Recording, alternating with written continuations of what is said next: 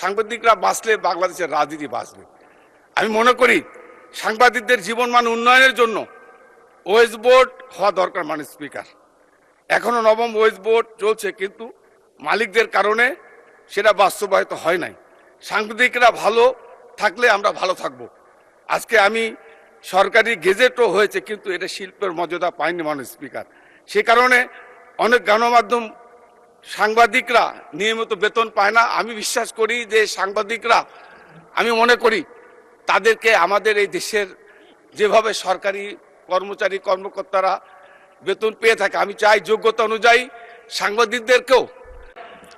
আমি পরিশেষে একটা কথা বলতে চাই যে সাংবাদিকদের নামে যারা ইতিপূর্বে আমাদের চরিত্র হনন করেছে, আমি আপনার কাছে অনুরোধ করব এই সমস্ত সাংবাদিকদের বিরুদ্ধে ব্যবস্থা গ্রহণ করতে। যারা 111-এর নায়ক ছিল, যারা 111 নিয়ে এসেছিল, যারা বাংলাদেশের সার্বভৌমত্ব নষ্ট করতে চেয়েছিল, বিনষ্ট করতে চেয়েছিল, যারা ইসলামকে ধ্বংস করতে চেয়েছিল, যারা এই সমস্ত সাংবাদিক, যারা আমার রুহুল কুদ্দুস তালুকদার দুলুকে জঙ্গি বানিয়েছিল, যারা ব্যারিস্টার আমিনুল হককে জঙ্গি বানিয়েছিল, যারা মতিউর রহমান নিজামীকে জঙ্গি বানিয়েছিল, যারা দেলোয়ার হোসেন সাঈদীকে জঙ্গি বানিয়েছিল, এই সমস্ত সাংবাদিকদের বিরুদ্ধে অবশ্যই জবাবদিহিতা দরকার। মাননীয় স্পিকার।